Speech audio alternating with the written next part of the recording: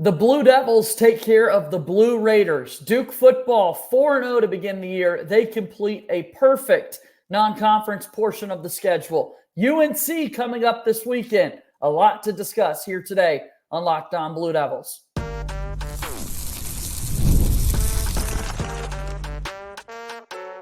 You are Locked On Blue Devils, your daily podcast on the Duke Blue Devils. Part of the Locked On Podcast Network, your team every day. Hello, everybody, and welcome into another episode of the Locked On Blue Devils podcast. My name is JJ Jackson. It's so great to have you here with us on Monday, September 23rd, 2024. Locked On Blue Devils is your one-stop shop where we discuss everything going on in the life of Duke athletics, and we've got a Duke football win to talk about with you today as the Blue Devils knock off the Middle Tennessee State Blue Raiders to improve to 4-0 on the season. First time since 2018 we've had this fine of a start for Duke against non-conference competition, and now they've got a big game coming up against UNC. We'll talk about all of that with our good pal Jordan Mann of the Big J and Little J Show. If you have not done so already, please be sure to follow and subscribe to Locked On Blue Devils for free, wherever it is that you get your podcasts. Leave us a 5-star rating and written review. Also, make sure that you watch us each and every day on YouTube. Like this video, share it with your friends. Just so appreciative of your support here on Locked On Blue Devils. And also follow us on X at LO_Blue Devils. And I'm there as well at _JJ_Jackson_. So without further ado, very excited to bring him on into the show. It is our pal Jordan Mann back with us once again. And my friend, what a win it was for the Duke football team. They're now 4-0 on the season. Yeah, I mean, a big win. Just on the scoreboard, JJ, look, we surpassed 26 points in the first quarter. There was no 26-point drama this game. It was summed up in the first quarter. I think that's because I wasn't there, JJ. Like I said, I was at Duke's first 3 games. They scored 26. I don't go to the Middle Tennessee State game. They put 28 up in the first quarter. You weren't there, and things changed. The offense keeps scoring. I love that. So, big-time win for Duke. They score 45 on the scoreboard against MTSU. And as you said, it was kind of right out of the gates. Duke was able to put it on Middle Tennessee. What talk about that start for this Duke football team? Because really, that set the tone in all of this. Going on the road against a group of 5 team. We talked last week about, the horrors of that UNC Charlotte game from a couple of years ago. That was not the case on Saturday with how quickly Duke scored. Middle Tennessee State scored first as well, but Duke did a really nice job of responding. Yeah, I knew I was going to jinx Duke. In the Big J and Little J Show preview, I said that Middle Tennessee State cannot run the ball. Their leading rusher had 67 yards coming into the game, and then I said, watch, they're going to have a big run or something. And sure enough, their first touchdown was a 67-yard run, so he matched his season total. And I'm like, great, here we go. And but Duke responded a massive, I think it was like a 70-yard pass to Nicky Dalmolin, and who had a monster game for Duke. And then Duke forced a turnover, short field, and Duke forced 3 fumbles there in the first quarter and capitalized on all of them. And like you said, just immediately first quarter, Duke dictated how the game was going to go. Which made for a fun afternoon, considering other things that happened across the conference. And we'll get into that a little bit later here today. But another big game offensively for Star Thomas out of the backfield as well for the Blue Devils. He had 17 carries, 111 yards on the day. That's an average of 6.5 per carry, scored 2 touchdowns. His longest run on the day was 25 yards. So even if you take that one out of there, still did a really nice job getting 3, 4, 5 yards almost every single carry. Yeah, Star Thomas, I just tweeted it before coming on, and I'll talk about it more on the Big J and Little J Show, but he's 5th now in the ACC in rushing yards. And we were talking about this whole season, the first 3 weeks, Duke's inability to run the ball. Well, he has back-to-back games over 100 yards rushing, and the last 2 combined, I have it right here, JJ, 39 carries, 233 yards at 6 yards per carry. So he's getting it done on the ground, and at the end of the day, Duke's missing Jaquez Moore. So in his absence, Star Thomas has really stepped up, and maybe it's the dad strength, JJ. He had a daughter, I think, right before the UConn game, and ever since, he's been one of the best backs in the ACC. Yeah, he's got a little bit more to play for when you've got a little one of your own, and that's exactly what we're seeing out of Star Thomas in the backfield, which is awesome because, again, after Jordan Waters transfers away to NC State. You're really curious what that running back room is going to look like. And then Duke, of course, has the injury to Jaquez Moore. And credit to Star Thomas for stepping up and being a reliable option out of the backfield. I think that also takes a little bit less pressure away from Malik Murphy and what he's doing at the quarterback spot when you got somebody who's running as hard as he is and not afraid to kind of make the big cuts or run in tough spots. I think that builds confidence for the offensive line as well. Yeah, 100%. And Duke did this also with Fina. Bruno Fina did not play against Middle Tennessee State. And so now you're getting more depth with the snap counts and the reps, in-game reps by the offensive line, and seeing how Duke was able to run the ball when Malik Murphy also seemed to struggle a little bit. I know he had some gashing plays passing, but he threw another interception and missed some other reads. But again, he's still young, and you can counter with the struggling passing game at times to run the ball, get 5-6 yards of carry. That's how you win ball games. Yeah, Duke had a lot of big scoring plays through the air, a lot of exciting plays in the passing game. And Star Thomas did have the one 25-yard run on the day, but all 3 rushing touchdowns for the Blue Devils, 2 for Star Thomas, 1 for Peyton Jones, who found the end zone for the first time this season. All 3 rushing scores, 1 yard out, man. Man-on-man, offensive line, bully football. Like, let's get 1 yard into the end zone, and credit to those running backs for fighting their way in, pal. Yeah, 100%. And also the offensive line, they prefer to go forwards every snap instead of dropping back and playing pass blocking. It's just a lot easier and more fun momentum-wise for offensive linemen to drive the defenders back. And you saw those on those 3 touchdown runs. Big-time performance for the Duke football team. They defeat MTSU by a score of 45-17. Duke has their friends in Chapel Hill coming to visit this upcoming weekend. We'll talk about that and a little bit more about the Duke football performance after we take timeout number 1 here on today's episode of Locked On Blue Devils.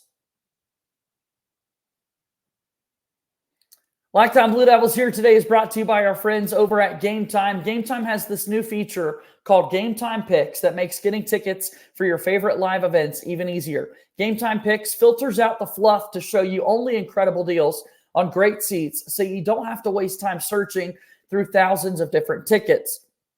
The curation makes it so much easier with Game Time Picks to save more on sports, concert, comedy, theater events, and so much more. You could get a panoramic view from your seat in the app before you buy. It's got the lowest price guarantee, or Game Time is going to credit you 110% of the difference.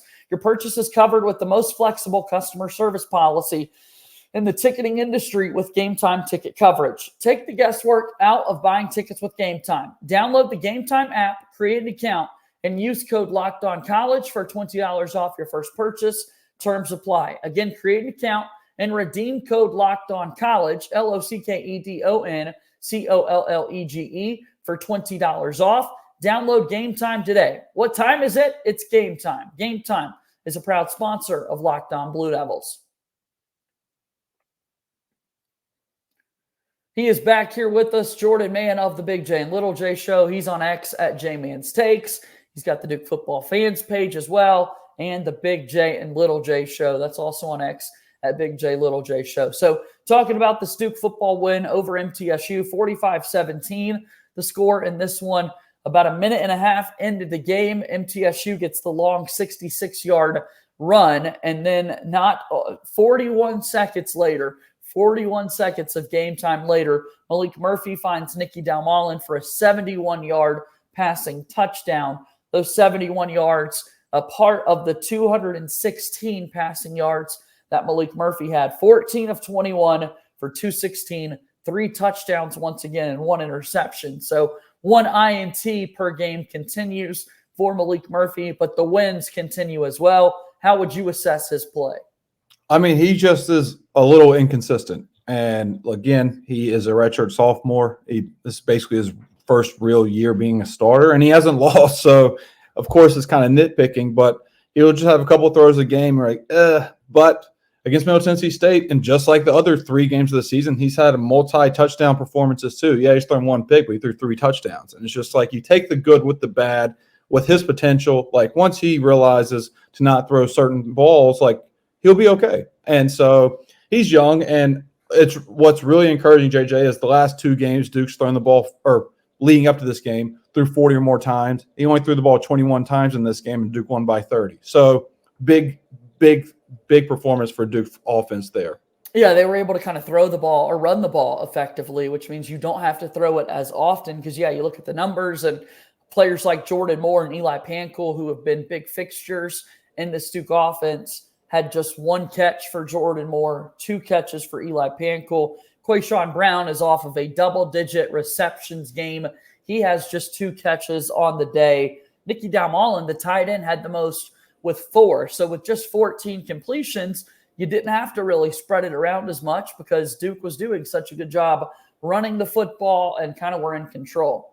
Yeah, that, and Duke also played a lot of young guys on both sides of the ball in that win. Like that can't be understated. That, I don't care if it's Middle Tennessee State. I don't care if it was Elon. Week 4, you're playing the young guys right before conference play to get them reps and game-like reps. Chase Tyler had his first career catch. It was only for a yard, but that was the 4-star true freshman that came in for this past season, chose Duke over Tennessee. I saw Jonathan Packey say that every defensive player that traveled for Duke to Middle Tennessee State played at least a snap. So you're getting everybody in there that's young to play. And even on the offensive line, like I said, Bruno Fina went down, and then I think 5 offensive linemen besides the starters had 8 or more snaps. And so that means something. And so that's something that's a bright spot for Duke going into UNC this upcoming weekend. By the way, like I just said, Malik Murphy is a sophomore. So Duke's young. And if Duke keeps winning, learning how to win young, then sky's the limit. All right, so let's talk about this Duke football defense. As we've mentioned a lot about the offense so far, MTSU was 295 yards of offense, 5 of 17 on the day on third down. So a really good percentage there from the Duke defense, making sure they got off the field when they got into those third down opportunities. Really didn't throw the ball that well, just 127 yards passing. What are some of those other things that jump out to you about that Duke football defensive performance? I just said that Duke was young. I'm going to stick with that, JJ, because Jalen Stinson went out with targeting in the first half. Deshaun Stone steps in, who I think is a redshirt freshman. He gets an interception for Duke on a tip pass as a pick. That's what stood out to me, was young guys stepping up in bigger roles. Terry Moore still doing Terry Moore things. Chandler Rivers, 1 pass was thrown his way, and I think it was an incompletion. Like, the guy's an island for Duke on the perimeter. And then Alex Howard, Bergeron, those 2 guys consistently week in and week out are up there leading Duke in tackles, and they just are very good at doing that for Duke's defense. Yeah, Deshaun Stone, redshirt freshman out of Asheville, North Carolina, AC Reynolds High School. He and I share the same alma mater, so love seeing Rockets out there making plays, man. That was pretty awesome to kind of step up for Jalen Stinson. And that was one of 4 turnovers because MTSU lost 3 fumbles, and then Duke had that 1 interception as well. So making big-time plays to get the ball back for the offense.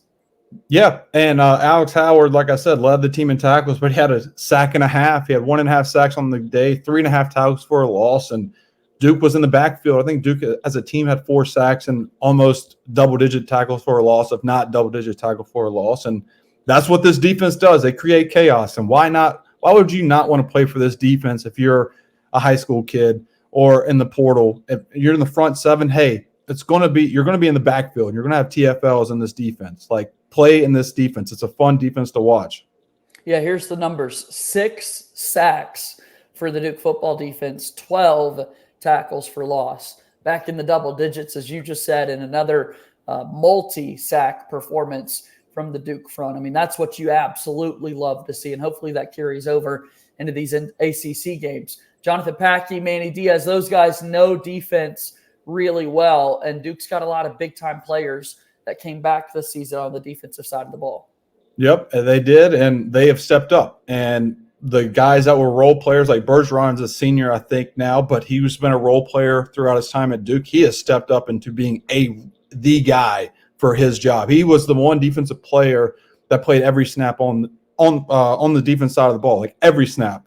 And he's just Mr. Consistent at his role. I think it's the Rover role or something like that. He's great. And then Wesley Williams and Vincent Anthony Jr. really set the tone. Aaron Hall on the defensive line, those guys are doing a fantastic job. And Alex Howard, like I said, he is a newcomer for Duke, but he is a senior, and he stepped up in that role as a leadership guy too.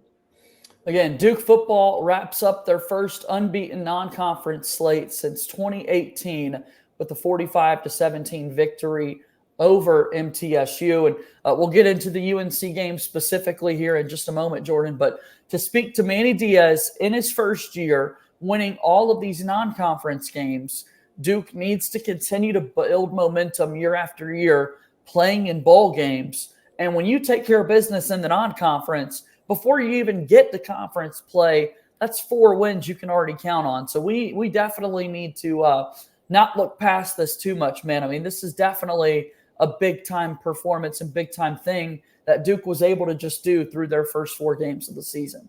Yeah, I mean, this Duke team, the win-loss or the win over-under was 5.5, and some sports books had it 4.5. So people think this Duke team is not going to be that good, and you can say that, yeah, they're 4-0 against a non-conference, but I see it as Duke's gotten better in different phases of the game week by week. The run game was struggling week 1, week 2, back-to-back weeks, 100 yards rusher. Defense, you see good things from rushing defense and passing defense. I was a little concerned, JJ, about the run defense against UConn because UConn ran all over us. But then UConn plays FAU this past Saturday. They won by 30 and set the FBS record for rushing yards in a game. So maybe that's more to UConn than Duke struggling against UConn. And I just think with UNC now coming to town, as we'll dive into, like, there's a good chance. Vegas thinks there's a good chance Duke starts 5-0 because they have Duke as a 3-point favorite. But we'll dive into that. But yeah, start 5-0 in year 1 with Manny Diaz. Sign me up. Yeah, we'll take it. There's momentum building on the recruiting trail as well. I'd imagine a good number of recruits are going to be in town for this big game coming up this weekend. And so, yeah, a lot to build off of if you're Manny Diaz and this coaching staff following this big start to the season. UNC is the next opponent due up for the Duke football team. Big game coming up on Saturday. Let's talk a little bit more about that after this timeout. Lockdown Blue Devils here is brought to you by FanDuel. Got a lot of things to say about America's #1 sports book. I know NFL fans are always looking for a way to start the season with a big return on FanDuel. So when you get in a hunch in the middle of the game, you can check out the latest stats, view live play-by-play, and so much more on the same page where you place your bets. You'll get started with $200 in bonus bets guaranteed when you place your first $5 bet. $200 in bonus bets guaranteed when you place your first $5 bet, and a lot of NFL action happening these days. 2 big Monday Night Football games tonight that you could be a part of over at FanDuel. Go ahead and check out FanDuel.com. FanDuel is a proud sponsor of Locked On Blue Devils.